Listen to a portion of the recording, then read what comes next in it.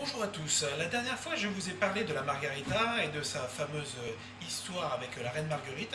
Mais je vous avais parlé qu'il existait sur Naples, sur la pizza napolitaine, deux pizzas qui avaient l'appellation de STG, qui est la spécialité traditionnelle garantie, donc qui sont les deux seules pizzas qui portent un nom, on va dire, une marque déposée. Donc la margarita et une autre pizza qui est très très peu connue, qui est la marinara. La marinara, c'est une pizza qui est très simple, tellement simple que on ne la trouve pas partout. Cette pizza, elle a aussi une histoire. C'était sur le port de Naples, les marins qui partaient en campagne, eh bien, ils partaient avec cette pizza pour pouvoir lutter contre le scorbut. Et donc la marinara n'a rien à voir avec les fruits de mer, surtout ne jamais trouver de marinara avec des fruits de mer, ça n'a aucun rapport. La marinara, c'est simplement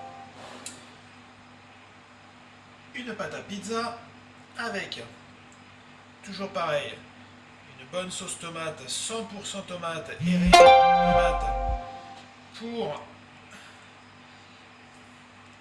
faire la base.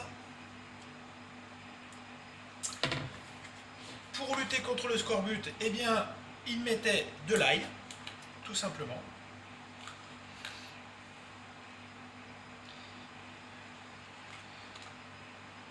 Et il mettait, pour finir l'assaisonnement, eh bien, une herbe qu'il préférait par-dessus tout, qui est l'origan. Voilà. Alors moi, c'est de l'origan séché. On peut mettre de l'origan frais, bien sûr. Et c'est tout ce que compose cette pizza. Voilà. Et certains vont vouloir rajouter un petit peu d'huile d'olive, certains vont vouloir rajouter un petit peu de basilic, mais la pure recette, la voici. Voilà, maintenant il me reste à la mettre au four et on va voir le résultat. Voilà, donc on sort du four la marinara. Voilà. Et nous voici avec une pizza.